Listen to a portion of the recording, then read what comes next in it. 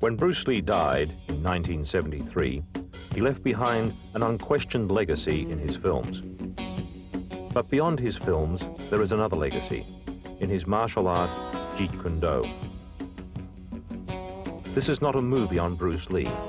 It is the first and only training film on Jeet Kune Do by Bruce Lee himself. To compile this film, we have had the complete cooperation of the Bruce Lee estate, enabling us to draw, for the first time, from Bruce Lee's private training films and videos, as well as his audio records and his own training and research notes. The film is narrated by Bruce Lee, with additional input from his son Brandon Lee and from Dan Inosanto, the man Bruce chose to carry on his Jeet Kune Do.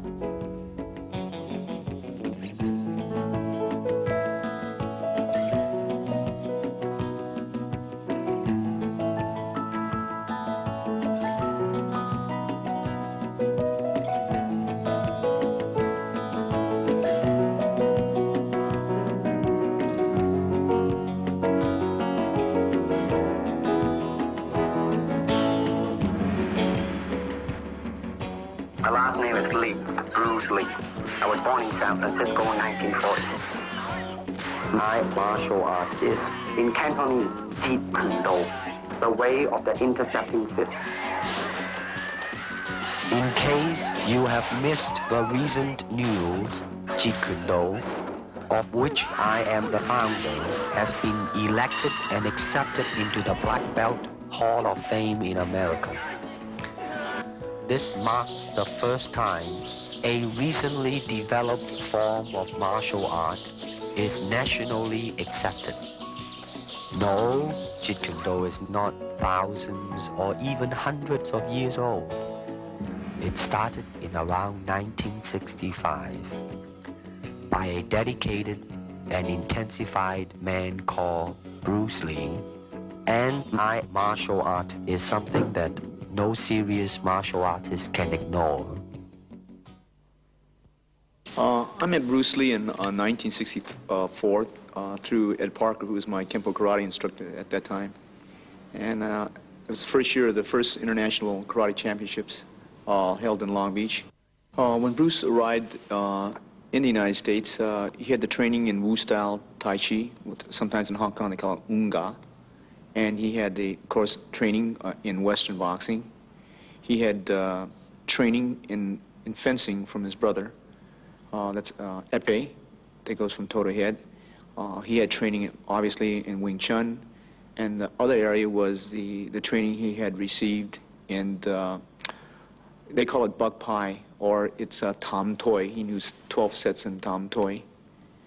And then believe he traded with a Choi Li Fat man. So those were the arts that Bruce brought into the United States. In the beginning, he used the Wing Chun as the base system, or the first system. But as time went on, he went away from that, started to extract different things from different systems and put it to his personal use. That's why we say absorb what is useful and reject what is useless for you. That's the concept. Okay? He says using no way as a way. In other words, it's not a Japanese way, it's not a Chinese way, it's not a Korean way, it's not an Okinawan way, it's not a Filipino way, it's not an Indonesian way. He's saying using no way as the way. You are the way. Okay? Then he's saying using no limitation as a limitation. That's the concept in Jeet Kune Do. That means I don't limit myself to a Filipino style or an Indonesian style or a Malaysian style. I use what is useful for me, because at certain times a certain art may be useful under a certain environment. Kung Fu is originated in China. It is the ancestor of karate and jiu-jitsu. It's more of a complete system, and it's more fluid. Kung Fu can be practiced alone or with a partner. Practicing alone, they involve form. Some imitate a crane, a monkey, a praying mantis. Martial art include all the combative arts like karate or Judo. karate, judo, Chinese kung fu or Chinese boxing, whatever you call it. All those. You see, like Aikido, Korean, I can go on and on and on. But it's a combative form of fighting. I mean, it's not, some of them became sport, but some of them are still not. I mean, they use, for instance, kicking to the groin, jabbing fingers at the eyes, and things like that. He mixed his trapping into grappling. He had 32 different sequences, as you could see in The Game of Death and the Way of the Dragon, those two films. He was getting into grappling, the face locks, the head locks.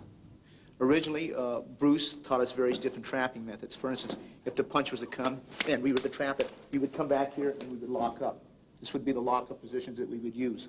To me, okay, to me, ultimately, martial art means honestly expressing yourself. Now, it is very difficult to do. I mean, it is easy for me to put on a show and be cocky, and be flooded with a cocky feeling and then feel like pretty cool and all that. Or I can make all kinds of phony things, you see what I mean, blinded by it. Or I can show you some really fancy movement. But to express oneself honestly, not lying to oneself, and to express myself honestly, now, that, my friend, is very hard to do.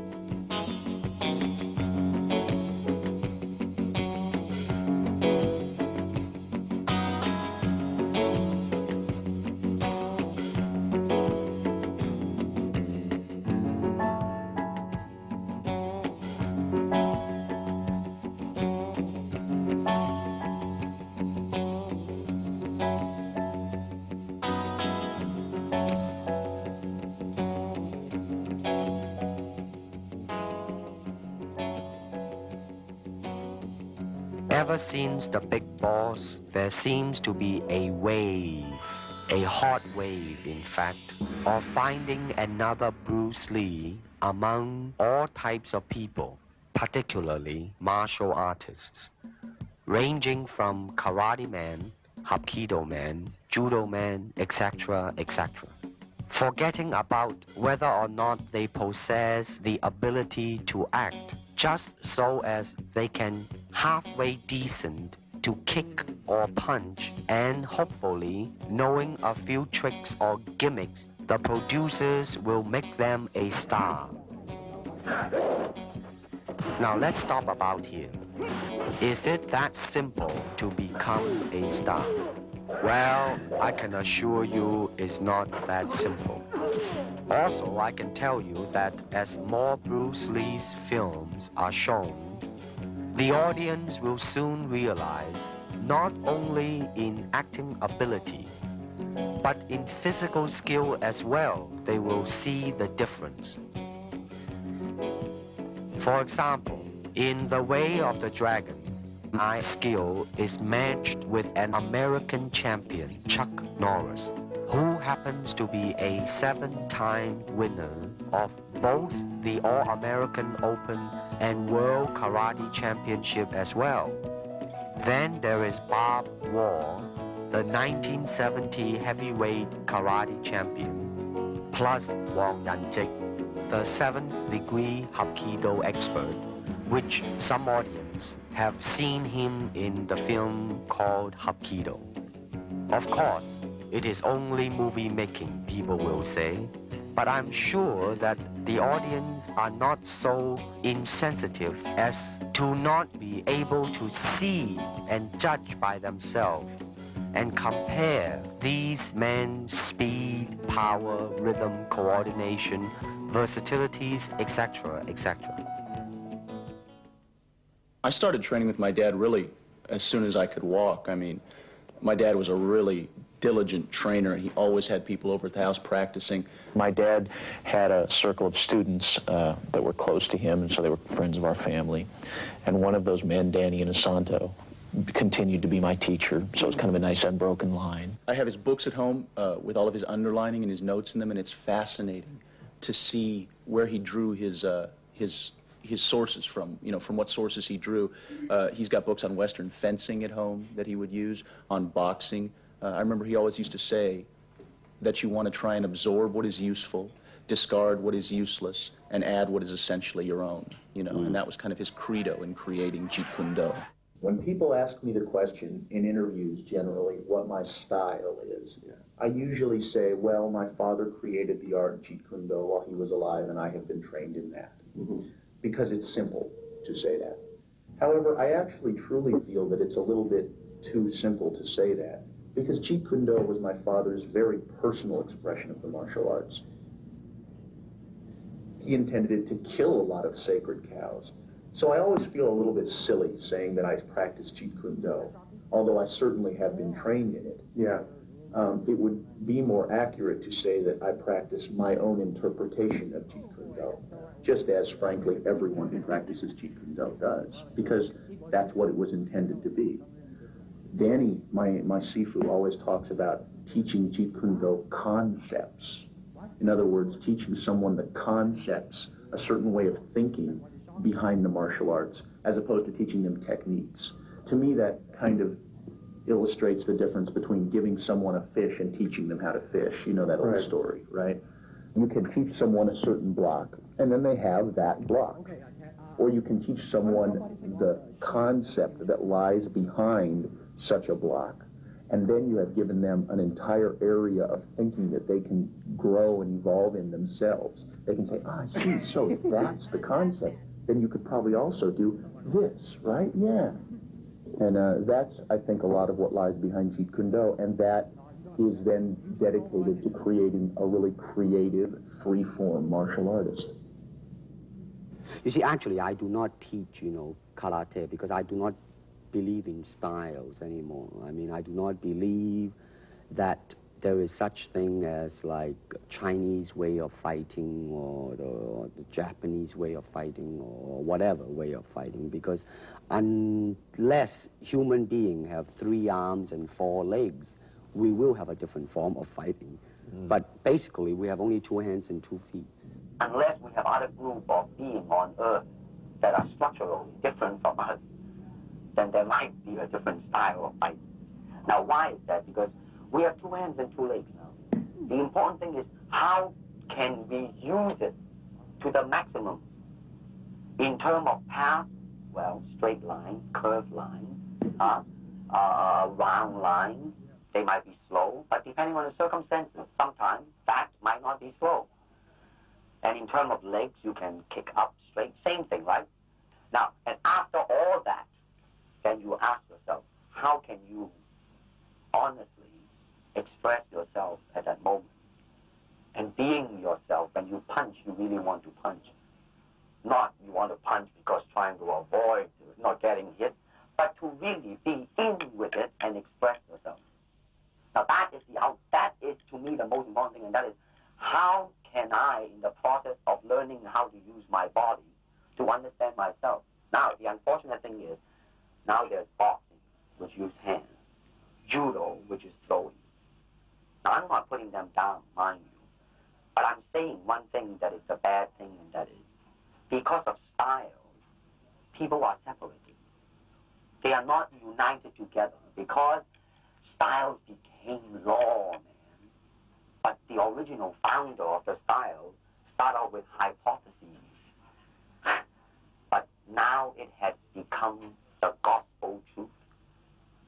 And people that go into it, man, became the product of that. It doesn't matter how you are, who you are, how you are structured, how you are built, how you are made. It doesn't matter. You just go in there and be that product. And that, to me, is not right. So styles tends to not only separate men, because they have their own doctrines, and then the doctrine became the gospel truth, that you cannot change,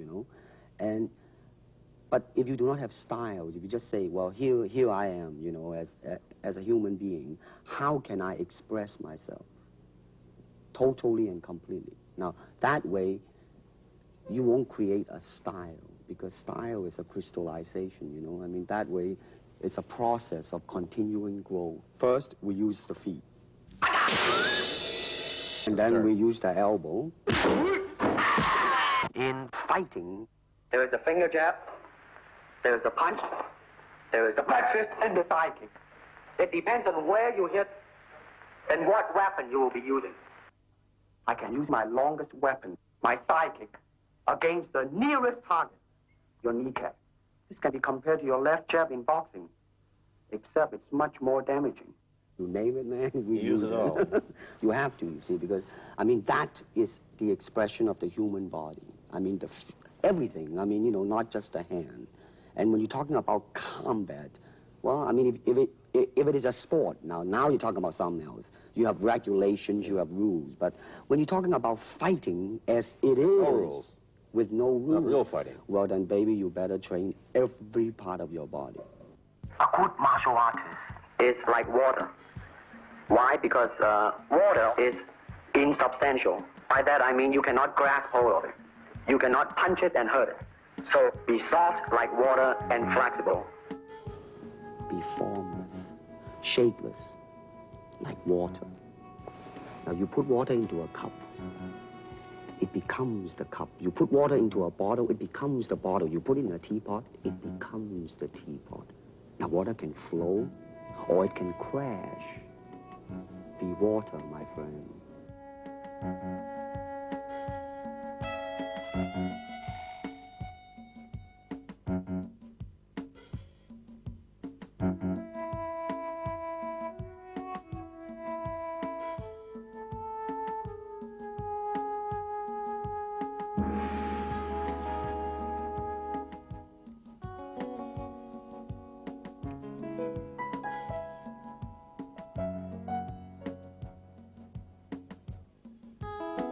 How can I maintain lightning speed without sacrificing tremendous punching power? I believe I found the cause of my ignorance. You'll see a Jeet Kune Do punch is very scientific and practical, especially in street situations. Okay, I'm going to start off with the basics. Normally we were taught in the right lead, but I like to go with the left and right lead, so I'm going to demonstrate in the right lead, okay? Now when the punch comes, you parry it across like this, and as you do so, you strike, okay? Slow motion, 1, see? 2. You can do it together, or you can do it separate. You could catch and then go, or parry and then go, or do it together. When you do it together, you're going to hit it. I'm going to give you the side view over here. Slow motion, 1. That's slipping on the outside, slipping on the outside. We do a lot of drills. As I said, we incorporate from many different systems. Okay, so the first basic is to slip and hit. Again, a slow motion, slip and hit. Okay, slip and hit, slip and hit. Now, as they punch, I'm going to slip inside and hit. Slow motion, slip, inside and hit. Slip, inside and hit. Now you can do it together, or you can parry slightly ahead of your cross that comes this way, or you slip and hit on the opposite side like that. Okay? Okay, that's your basics. Okay? Let me illustrate this so. As the focus lever comes out from your trainer, I want you to slip, cross, hook, cross. Slow again.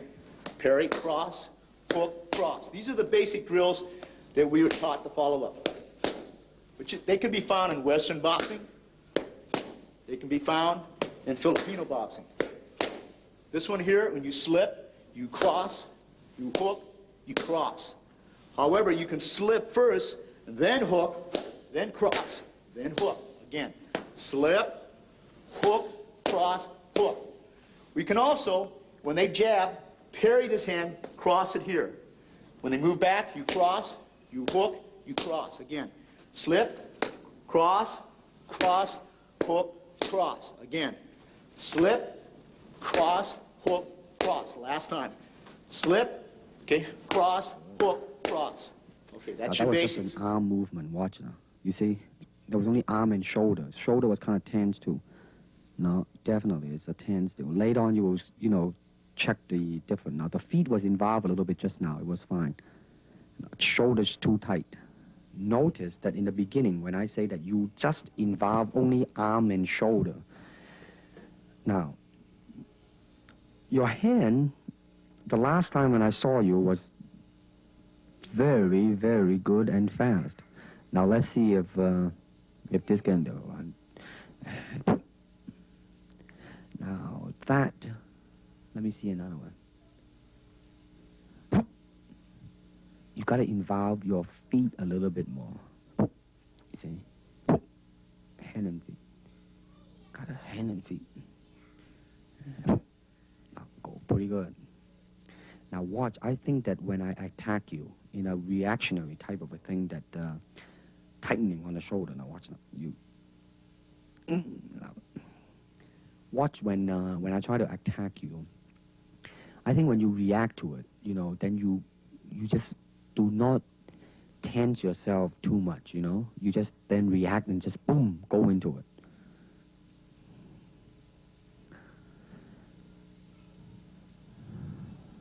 Now that, I just say, use only the hand just now, I say. Now, boom! You see, when you move your hand and feet, boy, it makes a world of difference. You see, now, you should be a little bit more relaxed in the beginning. Aha! It's getting there, my friend.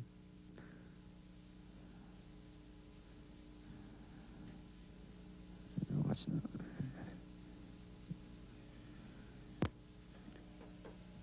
now. Good. That one was pretty good. Pretty good. No, that was a little bit too tight. Now watch this one. Good. Now that could be used in film. Here we go. Okay, let's say that this person is standing here. At this point, for purpose of illustration, I might use what they call the sachet, okay, that they use in savate, which is like that, see? When I come in, I can go into Wing Chun. At that point, I might flow into Western boxing, okay? At another point, I might go into a lock similar that you might use in jiu-jitsu, and for the purpose of camera, I'll take the person down like this and lock the person here, and maybe go into any system that employs this type of lock, whether it be jiu-jitsu or aikido or kali or penjak silat. Now you notice that we went from system to system without a flow, okay? I might stay out here, use any particular kick, break into Wing Chun range, and right from here, use a Muay Thai elbow, all right? And for the purpose of camera, I'm going to go slow and come into various lock position over here, okay? This is what we call the Jeet Kune Do blend. It is not a system where we go from discipline to discipline without a thought process. And this is very important in the concept of JKD. The karate punch is like an iron bar. Whack! A Jeet Kune Do punch is like an iron chain with an iron ball attached to the end, and it go whang, and it hurt inside. Hayward Nishioka, the Japanese-American national judo champion, who is also a black belt holder in the Shotokan style of karate, ran a scientific test in a California university to find out the difference between a karate punch and a Jeet Kune Do punch. And the finding is that indeed the Jeet Kune Do punch is more powerful and destructive than the classical karate punch. And when you do punch, now I'm leaning forward a little bit, hoping not to hurt any camera angle. I mean, you gotta put the whole hip into it and snap it and get all your energy in there and make this into a weapon.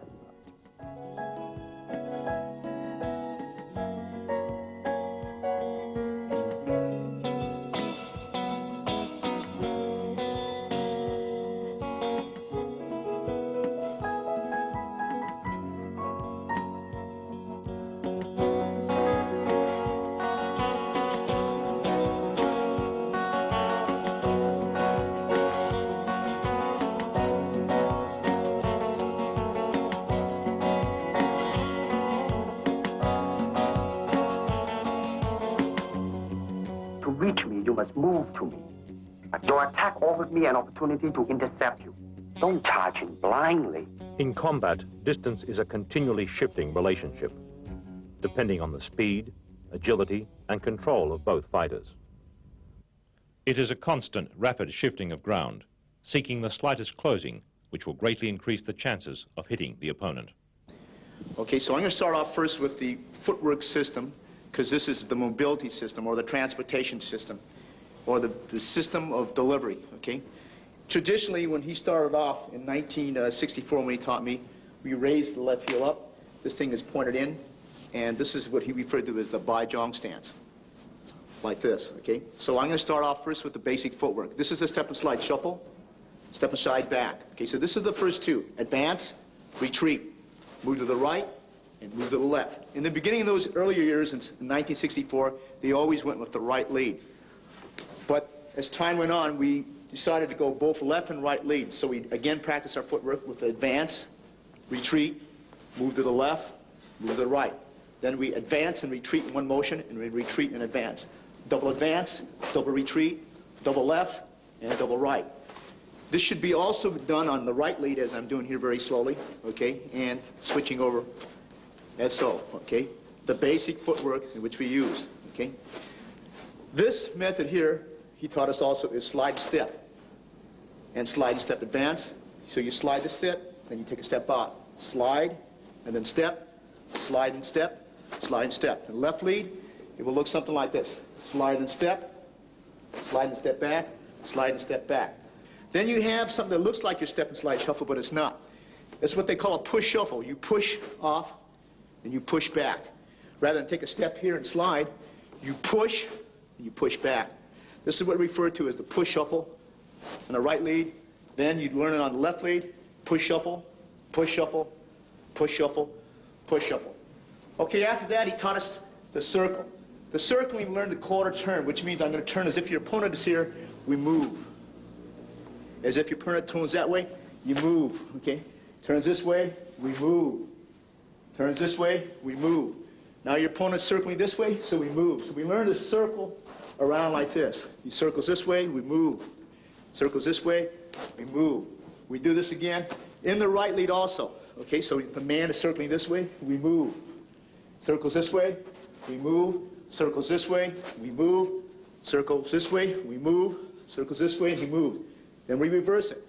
This way, your opponent's moving, so you just move laterally, move around, moving around, okay? All right, this is your transport system that we use, or what they call delivery system. This is on combination kicking. Now you will notice a difference. In the beginning, you tend to over-chasing yourself. In other words, you're covering too much distance. Therefore, when you kick, then your center of gravity is moving forward too much, and the form in kicking is greatly affected. Now, the reason you're going back because your body was leaning too much back. Now, that's what is called a commitment kick. I mean, when you try to go through something, when you're trying to really kick to hurt, then you would lean back, but you won't do it in a combination kicking. Boom. No, you see, you are rushing yourself there. I mean, you should really, in the beginning, just take your time and just go boom, and boom, and now. You see, you still, it's not so much on the physical, mentally you are chasing yourself out, Now, watch this now. In slow motion, bum and bum. But you see, the body line is always there instead of overreaching, you know what I mean? You kind of rest back, but as you progress on, though. Here we go. 1 and 2, just easily, you know what I mean? Here we go. And 1, that's good. 2, and then once you get that, then you go into the kicking form, make sure that it is right, and 2, and 3. Now you are more in control now. You are more thinking of 1, 2, 3. And don't just, think of 3 already. That's even better now. Now, there is snap at the end in this one, too. The other one, you are just, doing a form, and a boom, and a boom, and a boom. You see? All you need to do is just really snap the leg and just step and slide into it. Boom, and a boom, and a boom. That's right. Good. Now you're not over-chasing yourself. Now you are pacing yourself right. Here we go. 1, and 2, and 3. Good.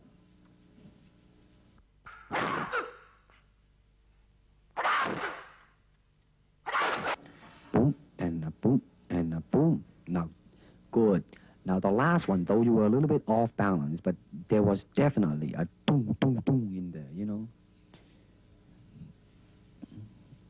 Here we go, kick me, boom, and boom.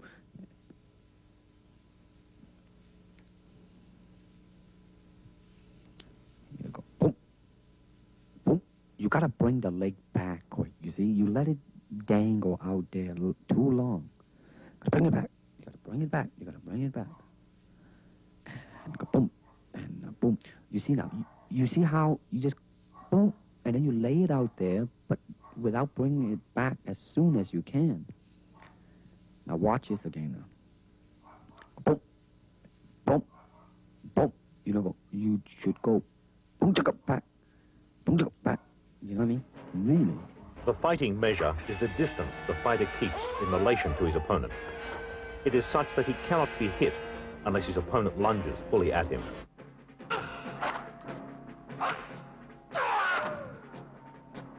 Martial art has a very, very deep meaning as far as my life is concerned, because as an actor, as a martial artist, as a human being, all these I have learned from martial art.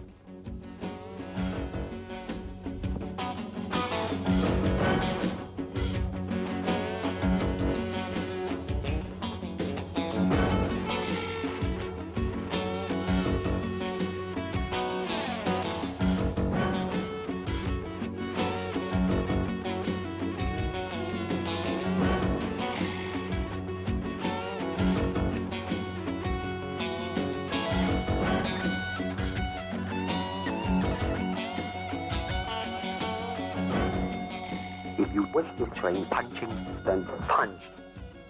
If you wish to train kicking, then kick.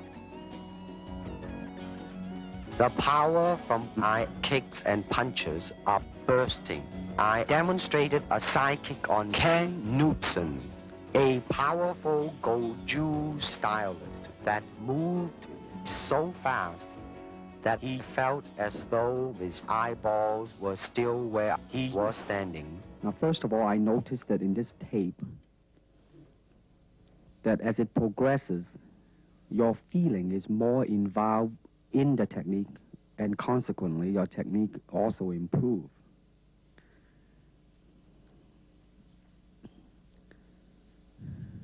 Now, the foot at the ending position in impact is kind of dangling a little bit. Watch it now. Right? I mean, it's not a definite, substantial, straight line directed at it and, you know, hit it square and then come back. Good. Now, that was a pretty good reaction.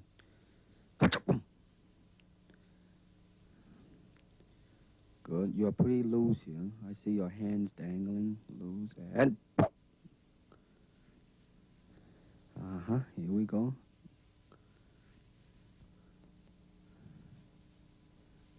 One more time.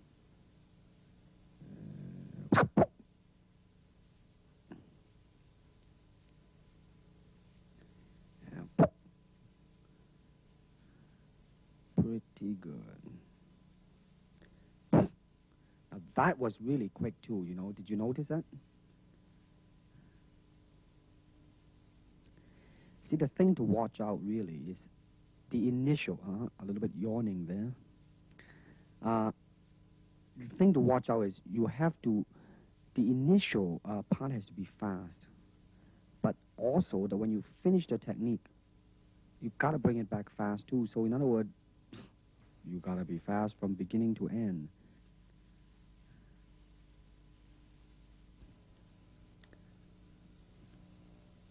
In the spin kick, you will notice a very good lesson in there. Now, just now, it was a little bit off. The good lesson that I mentioned, now, you are very much in control of the movement. By too much control, therefore, you are kind of concerned about the execution. Therefore, you kind of, you know, like, really tight. Boom. Now, that was a pretty smooth movement. But now, watch this now.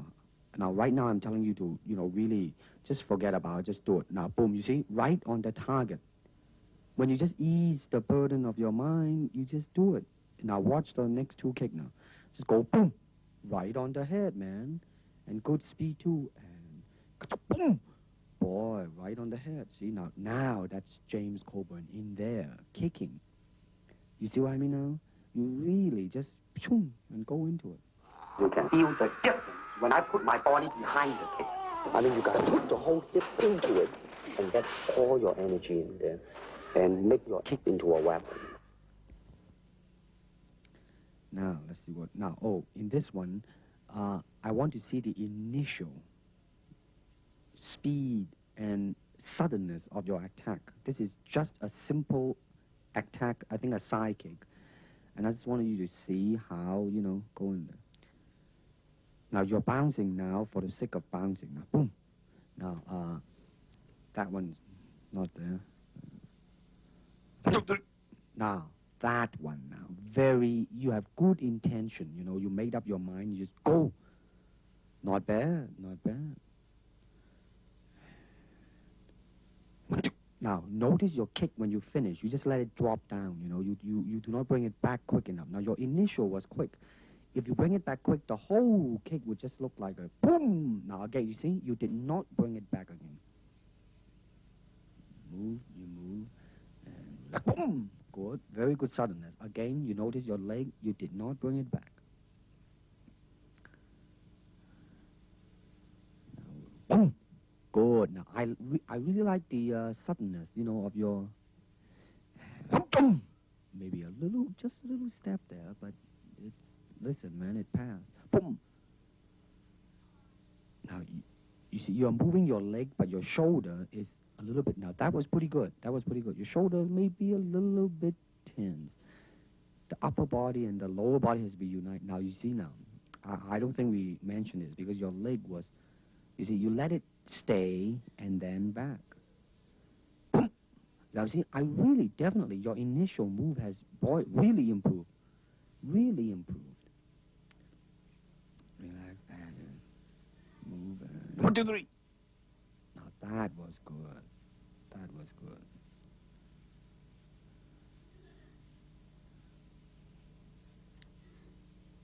Boom. A little bit low. Boom. Good. Now, this is the flexibility now. Now, I want you to watch your left leg, with a stationary leg. Now, watch the stationary leg went out. The first one, you didn't make it. Now, the second one, you didn't. Now, watch this now. Watch it. Boom. You see how it really straightened out and you let all the weight rest on the heel and it just reach easily. Now, this is the side kick going over. Now, listen to this now. I like your very good natural feeling on the first one, though the kick was not too good. I mean, you see how it just really, very smoothly it go up there. Now, the second one, you want to control your foot position a little bit. Maybe you are too much control in there. Watch now. You know what I mean? Make it not as natural as the first one. Boom. Mm-hmm.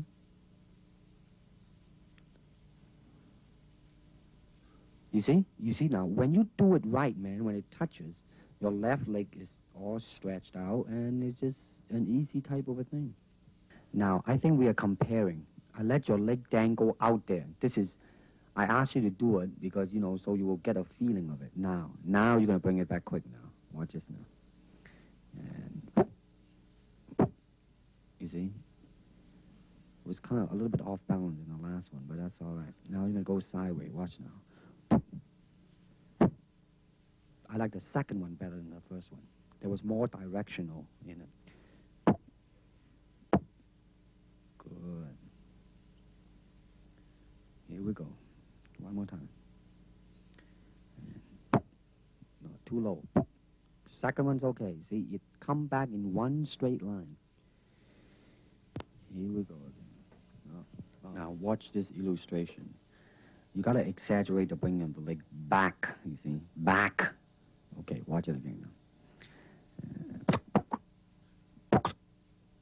You see, exaggerate the pulling of the leg back. Make it look much more faster and more forceful. Watch this now. I like the naturalness of your kick. Watch this now.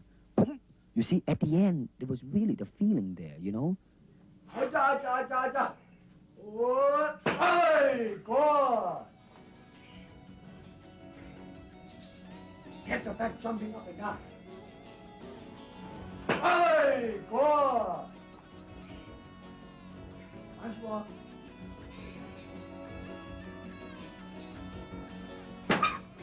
Good.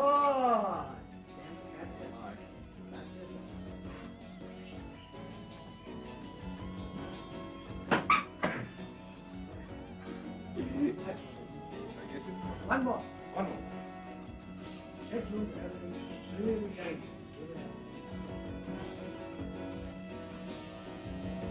You want shoe. I see you're happy.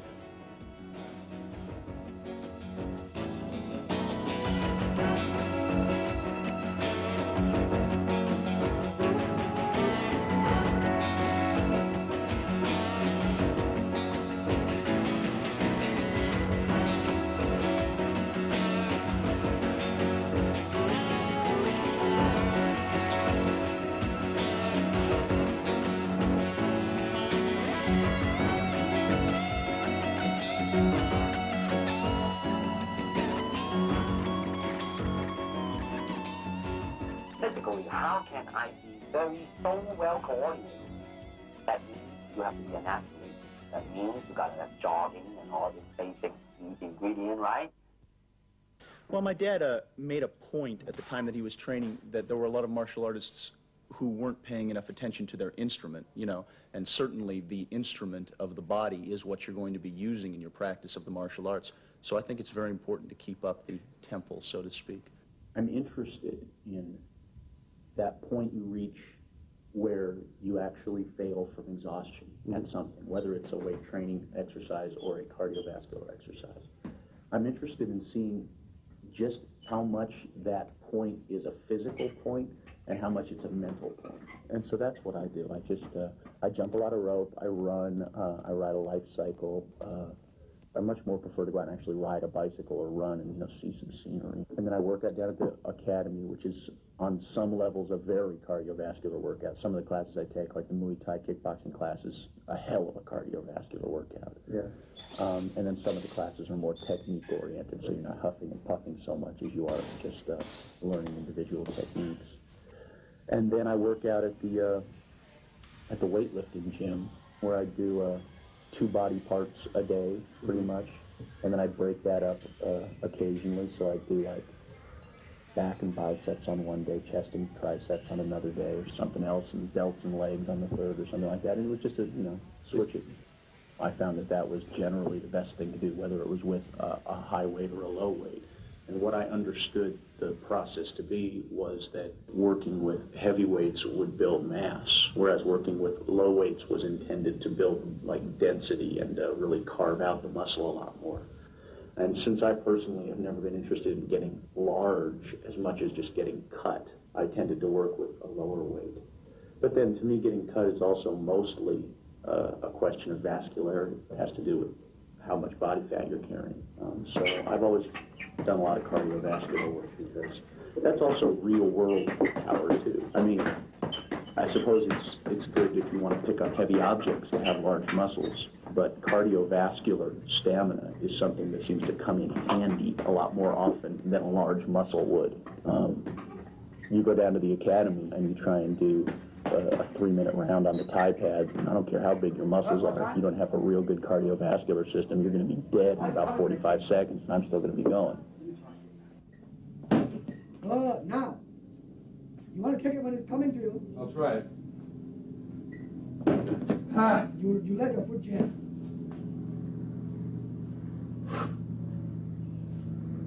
Drive the sucker. You're pushing. Okay, now, Jim, go and kick a bean back and give me the thrust the sucker to Kingdom Hub.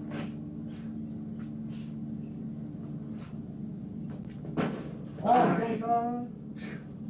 Now, Jim, face that sucker. Now, you are cutting your half now. That's okay. How's that? Beautiful. No, I mean, I want you to be happy. You're still kicking a little bit off to the side. Kick him directly, Good. Now don't kick it again, but don't turn your body so much when you finish. Try to still face him when you finish, okay? Good. Now kick the sucker when he comes back.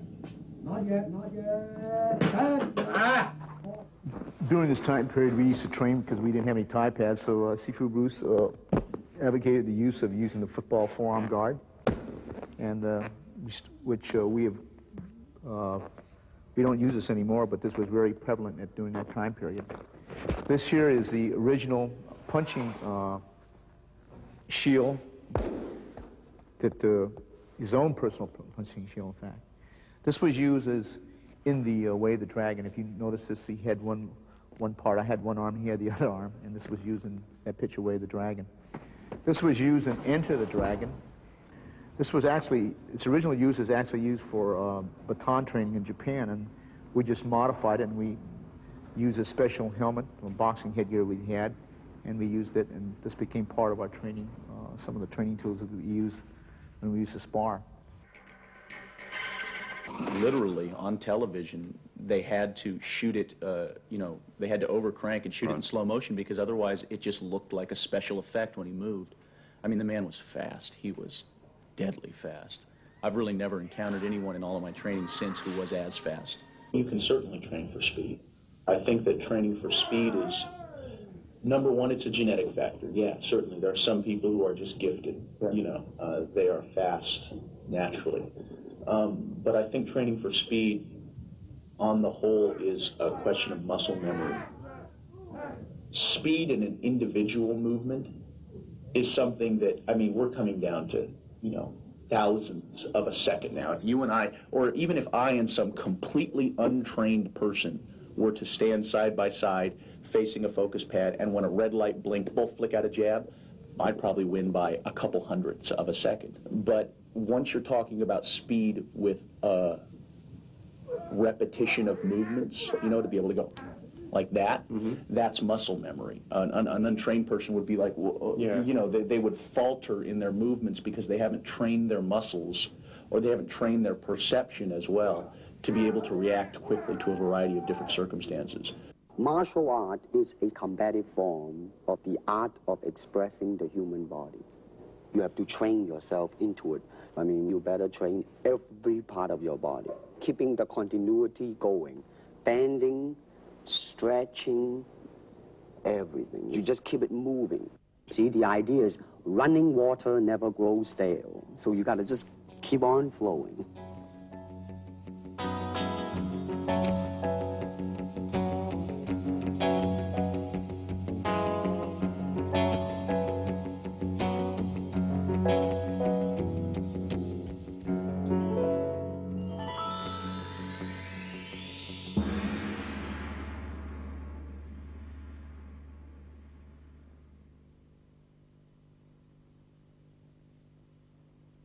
When the opponent expands, I contract. And when he contracts, I expand. And when there is an opportunity, I do not hit. It hits all by itself. To me, at least the way that when I teach it, all type of knowledge ultimately means self-knowledge. So therefore, they're coming in to and ask me to teach them not so much of how to defend themselves or how to do somebody in. Rather, they want to learn to express themselves through some movement, be it anger, be it determination, or whatsoever. So in other words, what I'm saying, therefore, is that he is paying me to show him in combative form the art of expressing the human body. Jeet Kune Do is not a style.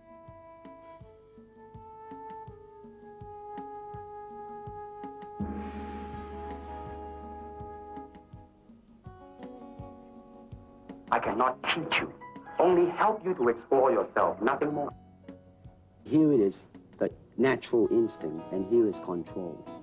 You are to combine the two in harmony.